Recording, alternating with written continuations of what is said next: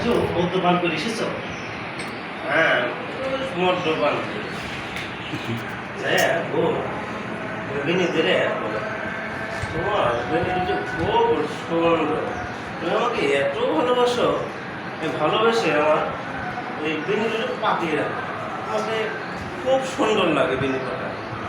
বলতেছে, বউ বলতেছে, তাহলে তুমি কি মদ খাওয়া ছেড়ে দিবে না?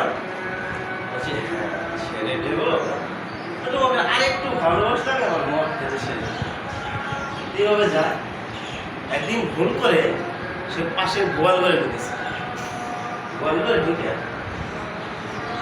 লেজ টানতেছে, হ্যাঁ শোনো, তুমি আমার প্রতি রাতে 2টা বেনি পাঠিয়ে রাখতে, আজকে একটি বেনি কেন বলো? লাড়াচাড়া করে। আমাকে কি ভালোবাসো না? এগুলো লাড়াচাড়া বুঝতে পারছো, তুমি আমাকে ভালোবাসো না দেখে লাড়াচাড়া করতেছো। বলতে বসে কিন্তু লাথি মারছে। লাথি মারার কারণে পায় তুমি লাথি মারলে, আর লাথি মারলে আচ্ছা আমরা মদ খাবো না। তারপরে 2 পা ধরে সে মাপ চাইবে, আমি আজকে মাপ চাইব, আমার মদ খাবো। 2 পা যখন ধরতেছে বলতে বসে ঘেঁচে মধ্যে লাথি মারছে।